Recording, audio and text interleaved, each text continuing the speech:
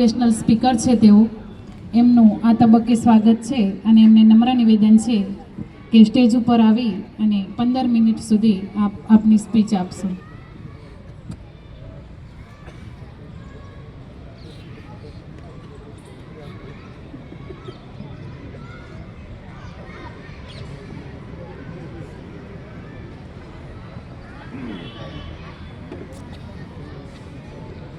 Hello hello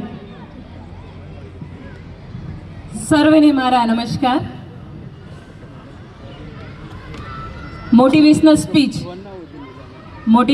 speech એવો શબ્દ કાને પડે એટલે લગભગ બધાને એમ જ થાય કે સલાહ થાય ને. ફરી શકું આમ? Thank you. લગભગ એવો શબ્દ કાને પડે કે બધું ઓનલાઈન ઘણું બધું આવે છે. આ તો બધું રોજ સાંભળીએ છીએ, રાઈટ? પરંતુ એક વાત એ પણ છે કે આપણે આપણા બાળકોને કારણ વગર ઓનલાઈન ભણાવતા નથી. એટલે ઓનલાઈનની મજા ઓફલાઈન જેવી તો ન જ હોય. મારા વક્તવ્યથી લગભગ બોર નહીં કરું, અને થઈ પણ જશો તો પાછળ તો આપણે ભાવેશભાઈ છે જ. સલાહ શબ્દથી જો સમજણ સુધી જતા રહીએ અને સલાહ અને સમજણ વચ્ચેના ભેદને જો સમજી જઈએ તો લગભગ કોઈ પણ પ્રકારનું સંબોધન, કોઈ પણ પ્રકારનું વક્તવ્ય આપણને બોર નહીં કરે. જ્યારે સરે આજે બહુ જ બધી વાતો, લગભગ બધું જ કવર કરી લીધું.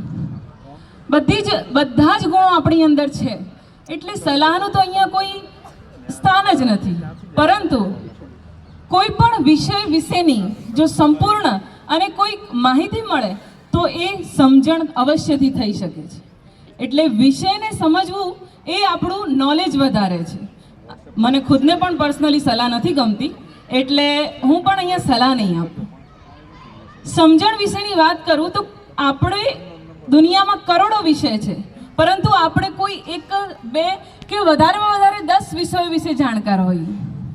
પરંતુ જ્યારે કોઈ એનો જ સ્પેશિયાલિસ્ટ, કોઈ પર્ટિક્યુલર સબ્જેક્ટનું નિષ્ણાત વ્યક્તિ આપણી સમક્ષ આવે અને આપણા એ વિષય વિશે માહિતી આપે તો એને કહેવાય સમજણ. ક્યાંક આપણા દિમાગની અંદર થોડી ઘણી જગ્યા હશે, ત્યાં આની પણ જગ્યાનો સમાવેશ થઈ જશે. વધારે વાત ન કરતા સાયકોલોજી શબ્દ સાથે જ વાત કરીશ તો કદાચ કહી સુની વાતો તો દિમાગમાંથી નીકળી જાય, પરંતુ કોઈ વિષય વિશેની માહિતી લગભગ નહીં નીકળે. નાનકડા 4-5 ઉદાહરણોથી શરૂઆત કરીશ. આખી સ્ટોરી તો નહીં જ કહી શકું, પરંતુ છેલ્લા 5 વર્ષોમાં 300થી વધુ પરિવારોને હું મળી છું.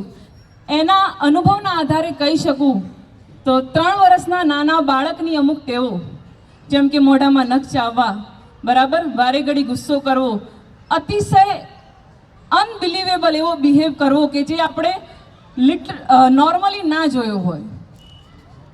8મા 9મા ધોરણમાં ભણતું એક બાળક, 4થા ધોરણમાં એક યુકેનું ક્લાયન્ટ મારું જે રિટર્ન પાછું ઇન્ડિયા આવી ફક્ત ને ફક્ત બાળકની માનસિક ટ્રીટમેન્ટ માટે. સાથે એક સિંગલ છોકરો કે છોકરી જે ગુજરાતમાં જ બીજા રાજ્યમાંથી અહીંયા માઇગ્રેટ થયા છે અને ભણવાની સાથે, આજુબાજુ મિત્રતાઓની સાથે, રૂમમેટની સાથે એના વ્યવહારથી ડિસ્ટર્બ થયેલા એવા ટીનેજ બાળકો, એની સાથે એવા કપલ જે લવ મેરેજ પણ હોય અથવા અરેન્જ મેરેજ પણ હોય, છતાંય કંઈક ને કંઈક કન્ફ્લિક્ટના કારણે એકબીજાથી દૂર ભાગતા અને કોઈક પણ નાની મોટી મુશ્કેલીઓમાં ઝડપાઈ જેવા એવા કપલ. એના પછી 35 વર્ષની ઉંમરના વ્યક્તિઓ જે લગભગ સેટ છે, તે છતાં એવા પણ અનુભવો અને ઉદાહરણો સાચા છે આ બધા, કે હું મારા કામમાં જિંદગીમાં ક્યાંય સફળ ન થઈ શક્યો કે ન થઈ શકી એવા વિચારોથી પણ, કે મારાથી નવી ઉંમરના 20-25 વર્ષના લોકો જે મારા વિષયમાં, મારી ફિલ્ડમાં જે કામ કરી શકે છે એનાથી હું આગળ નથી અને ક્યાંક પાછળ છું, એ ગ્રંથિથી પણ પીડાયેલા લોકો, એનાથી આગળ વધીએ તો આપણા વડીલો 50થી 60 વર્ષની ઉંમરમાં જે પોતાનું જીવન હવે અડધી સેન્ચુરી તો પૂરી કરી ચૂકી છે, છતાં પણ એ જીવનથી સુખી નથી. ક્યાંક ને ક્યાંક વિચારો એવા છે કે હવેની મારી જિંદગી શું? ખ્યાલ આવ્યો કોઈને? મેં આ 3 વર્ષના બાળકથી લઈને 70-80 વર્ષના વ્યક્તિ સુધીની કેમ વાત કરી? કોઈને ખ્યાલ આવ્યો? કારણ કે કોઈ પણ ઉંમરના પડાવનો વ્યક્તિ માનસિક સમસ્યા વગરનું છે એવું આ દુનિયામાં ક્યાંય કોઈ ઉદાહરણ નથી, કોઈ જ નથી. પહેલી એક ગલતફહેમી દૂર કરું કે સાયકેટ્રિક ને સાયકોલોજીસ્ટ અલગ હોય. તમને કોઈ મનની બીમારી છે અને તમે મેડિસિન લો છો તો તમે સાયકેટ્રિક પાસે જઈ શકો, પણ ઘણી બધી વાતો જીવનમાં એવી છે જેમાં આપણે જોઈ છે મમ્મીઓને ઘરે કે માથું દુખતું, ના ના આટલામાં તો ગોળી ના લેવાય. તો ન ગોળી લેવી હોય અને એના વગર એના સાથે તમારે સમાધાન લાવવું હોય તો તમારે સાયકોલોજીસ્ટ પાસે જવું પડે. ત્યાં કોઈ પણ પ્રકારની દવા હોતી નથી.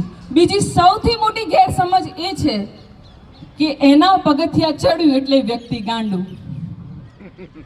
હા, આપણે સરે વાત કરી કે આટલા એજ્યુકેટેડ છીએ આપણે બધા, તો તમે ફિઝિશિયનના સીડી ચડો અને સાયકોલોજીસ્ટના સીડી ચડો તો તમે ગાંડા.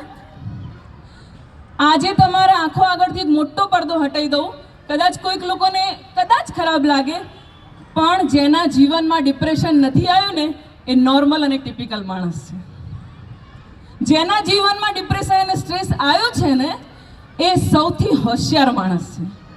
એટલે માનસિક બીમારીના પ્લસ પોઈન્ટ વધારે છે, માઇનસ પોઈન્ટ બહુ જ ઓછા છે. આ એક એવો ફેઝ છે, આ એક એવો પડાવ છે જિંદગીનો જેમાંથી આપણે સાચા ગાઈડન્સથી અને સારી ટ્રીટમેન્ટ લઈએ તો સંપૂર્ણપણે બહાર આવી શકીએ છીએ. ઇન્ડિયાની બહાર ફોરેનના કલ્ચરમાં ખબર જ છે કે 18 વર્ષ પછી તો બાળક એની રીતે એનું શોધી લેશે. મા બાપને પહેલાંથી ખબર હોય. હવે અહીંયા સમજવાની વાત બહુ સારી છે કે ઇન્ડિયામાં આમ જોઈન્ટ ફેમિલી છે, એટલે ક્યાંય બહાર કશું કહેવાનો તો વિચાર આવતો જ નથી. કેમ? આપણે 2 નહીં, 4 નહીં, 6 નહીં, 10 જણાના સાથે એક પરિવારમાં રહીએ છીએ. આપણે ક્યાં 18 વર્ષના બાળકને કંઈ પણ થાય મને કહે ને, પણ બધા પાસે જવાબ નહીં માંગું. 1 મિનિટ માટે આંખો બંધ કરી અને મનને પૂછી જુઓ, શું ખરેખર તમે તમારા બધા જેટલા પરિવારજનો છે એમને તમારા દિલની સાચી વાત અને સંપૂર્ણપણે બધી જ વાત રજૂ કરી શકો છો? અત્યારે ના પૂછો તો ઘરે જઈને પૂછજો, બટ પૂછી લેજો. આ વાત કહેવાનું કારણ માત્ર ને માત્ર એટલું જ છે કે જો ખરેખર આપણા સમાજની અંદર કુટુંબી એટલે કે જોઈન્ટ ફેમિલીને જો ખરેખર આ ચીલો લાંબા સમય સુધી ચલાવવો હોય, સરે જેમ કીધું આવનારી પેઢી પણ એ શીખે, જો ખરેખર આ ચલાવવું હોય તો આપણે પણ એ વસ્તુ સાબિત કરી દેવી જોઈએ કે ફક્ત નંબર ગણવા માટેના સભ્યો ઘરમાં નથી, મારા પોતાના વ્યક્તિ છે ઘરમાં. ફક્ત અમારું 4 જણાનું ફેમિલી, 10 જણાનું ફેમિલી એવું ન હોવું જોઈએ. એટલે ફોરેનમાં ખબર જ છે, એટલે એ લોકો 18 વર્ષ પછી કાઉન્સેલિંગ કરાવવા જાય તો એમાં કોઈને શરમ નથી આવતી. એકલા જ હોય એટલે એકલા જાય અને પોતે પોતાની વાત કાઉન્સેલિંગ સેન્ટરમાં રજૂ કરી દે. મા બાપ બાળકને મિત્ર બનાવે એ એજમાં તો બાળક એમને છોડીને જતું રહ્યું. તો આપણે જે પરિવાર સાથે રહીએ છીએ એ પરિવારની સાચી ભાવના ત્યારે કહી શકીએ કે જ્યારે અંદર પણ આપણે, ભગવાન ન કરે કોઈ વ્યક્તિને કાઉન્સેલરની જરૂર પડે, પણ લગભગ બધી પડતી હોય છે. તો સૌથી મોટી મુશ્કેલી એ છે કે જે ડિપ્રેશન, સ્ટ્રેસ એવા નામ સાંભળે એટલે શું થઈ ગયું, આ તો ગાંડું છે, આને શું થઈ ગયું. એક નોર્મલ વિચાર આપણા માઇન્ડમાં કન્ટિન્યુઅસલી આયા કરે, વધ્યા કરે, એ ધીમે ધીમે ઓવર થિંકિંગમાં કન્વર્ટ થાય, એટલે કે વધારે પડતા એ જ વિચારોને લગતા બીજા વધારે વિચારો આવે. ત્યારબાદ એ વિચારો જો વધુ પડતા નેગેટિવ ડિરેક્શનમાં જતા રહે તો એ એન્ઝાયટી છે કે ચિંતા થવા માંડે કે મને આવા વિચારો કેમ. એન્ઝાયટી જો વધી જાય એટલે કે ચિંતા પછીનું કોઈ પણ સોલ્યુશન ન મળે તો પછી એ સ્ટ્રેસ અને ડિપ્રેશનમાં કન્વર્ટ થાય. એટલે આખી લિંક છે, પરંતુ શરૂઆત થાય છે મનમાં ને મનમાં મૂંઝાતા રહેવું. શરૂઆત ત્યાંથી થાય છે. હવે હું તમને એક વાત કહું કે તમારા આજુબાજુ કોઈ મિત્ર છે, કોલિગ છે, તમારો ફ્રેન્ડ, ફેમિલી મેમ્બર છે, કંઈ પણ આવીને એવી કોઈ વાત કહે છે કે આવું થઈ ગયું, તેવું થઈ ગયું, એના દુઃખની વાત રજૂ કરે છે અને આપણે ખાલી એક સિમ્પેથેટિક આન્સર આપીએ છીએ. ઇફ આપણે એક સિમ્પેથેટિક આન્સર આપીએ છીએ કે ચિંતા ના કર ને યાર, આવું બધું તો ચાલ્યા કરે, સારું થઈ જશે.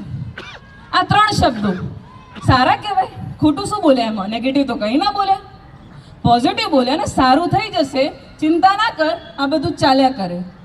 પણ અહીંયા કાલે એક બહુ મસ્ત મેં રીલ જોઈ હતી કે સમજાવો નહીં, સમજો. સમજાવવાનો ટાઈમ નથી ગયો, ફક્ત ને ફક્ત સમજવાનો ટાઈમ છે.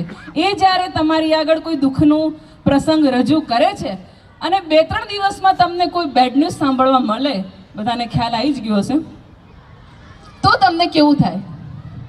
સૌથી પહેલો ગિલ્ટ કોને ફીલ થાય? તમને થાય, કારણ કે તમને કીધું હતું, તમને કહેવા આવ્યા હતા. જરૂરી નથી કે બધા કાઉન્સેલર છે એટલે બધાને એના મનની વાત સમજાય જ, પણ ક્યાંક કોઈક અજુગતી વાત થતી નજર આવે, કાને સંભળાય, તો એને ખાલી ને ખાલી આંગળી ચીંધ્યા જેટલું કામ કરી લઈએ તો એ વ્યક્તિ કોઈ સારા ઠેકાણે પહોંચી જાય તો એના પરિવારજનોને એને ગુમાવવો ન પડે. એક દિવસ એક છોકરો કાઉન્સેલિંગ ચાલતું હતું ગાંધીનગરમાં અને રાત્રે સવારે 4 વાગ્યાનો ફોન આવ્યો. જનરલી આજના 4 વર્ષ પહેલાંની વાત છે. મારું બાળક પણ નહોતું અને મને એવી ટેવી નથી કે ફોન સાયલેન્ટ રાખું કે રિંગ પર રાખું, પણ 4 વાગે એ દિવસે મારો ફોન સાયલેન્ટ પર હતો અને સવારે જે 9-10 વાગે પરિવારજનોએ શોધખોળ કરી અને પછી એના ભાઈનો ફોન આવ્યો, મેડમ મારા ભાઈનો તમારા પર ફોન આવ્યો હતો? મેં કે હા 4 વાગે આવ્યો હતો, પણ હું ઉપાડી ના શકી ફોન. આ તો થયું એવું કે 11-12 વાગતા સુધીમાં એ મળી ગયો. પણ તમે વિચાર કરો, જો એ દિવસે એને ફોન 4 વાગે મને શું કામ કર્યો? કારણ કે એ તો નીકળી ગયો હતો ઘરેથી. હું એને ફોન પર કાઉન્સેલિંગ કરીને ઘરે મોકલી શકતી હતી. એ દિવસનો આજનો દિવસ મેં મારો ફોન સાયલેન્ટ નથી કર્યો, એટલે હમણાં કર્યો છે. તમે સમજ્યા? એટલે દુનિયામાં લાખો કરોડો ઘણા વિષયો છે. આપણે દરેક વિષયના માહિતગાર નથી બનવાનું, પણ સમયાંતરે આવા નાના વક્તવ્યોમાંથી ક્યાંક ને ક્યાંક કોઈક માહિતી મળે તો એ એક પ્રકારની સમજણ છે, સલાહ નહીં. તો એ સમજણને આપણે અહીંયાથી ધ્યાનમાં રાખી અને પછી કંઈક એના માટે કંઈક કરવાનો ચાન્સ મળે, બરાબર. દરેકને અત્યારે એમને એમ કહેવામાં આવે કે સોશિયલ સર્વિસ કોને કોને કરવી છે, તો કંઈક કપડાનું દાન કરવા જવું છે, વાસણ આપવા જવું છે, ભૂખ્યાને જમાડવા જવું છે, તો લગભગ ઘણા બધા લોકો હાથ ઊંચો કરશે. સારી વસ્તુ છે ને. તો સૌથી મોટું દાન તો કયું છે? દરેક શરીરના દરેક અંગની દુખાવાથી લઈને મોટી બીમારીઓની જે શરૂઆત છે એ મનની બીમારીથી જ થાય છે. આ આજે સમજી લેજો. તમારો એક હાથ પણ દુખે છે તો એનું પણ એક વિચાર સાથે કનેક્શન છે. એટલે સૌથી પહેલી દવા જો ક્યાંય થતી હોય, સૌથી પહેલી કોઈ ટ્રીટમેન્ટ ક્યાંય થતી હોય તો એ મનમાં છે. એટલે વિચારો મનમાં આવે, દિમાગમાં નહીં. આ તો બોલિવૂડની મૂવીમાં આપણને એવું કહે, દિલને યે કહા, દિલને વો કહા. એટલે આપણે એમ મમ્મીએ કે દિલમાં એ છે દિમાગમાં એ છે. બ્રેઇન, દિમાગ એ ખાલી સિસ્ટમ હાઉસ છે જે આખા બોડીને કંટ્રોલ કરે છે, બાકી વિચારો મનમાં આવે.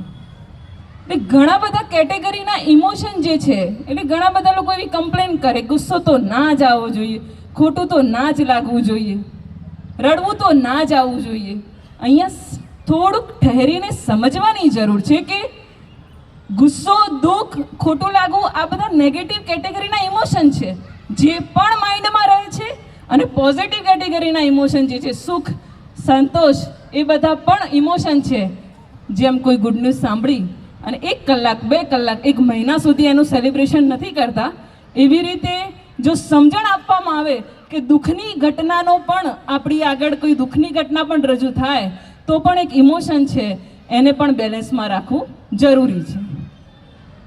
તો મને ખૂબ ખૂબ આનંદ થશે કે જો આજે આ 15 મિનિટની એક નાનકડી સ્પીચથી આપ સૌ જો ઘરે એક મેસેજ લઈને જશો કે આજ પછી જેમ કેવું પેલું નાનકડું ફિઝિકલ થાય, માથું દુખે છે, આ લઈ લે ગોળી, એટલી નોર્મલી બધાને ખબર છે. એસિડિટી થાય છે, આ ગોળી લઈ લે.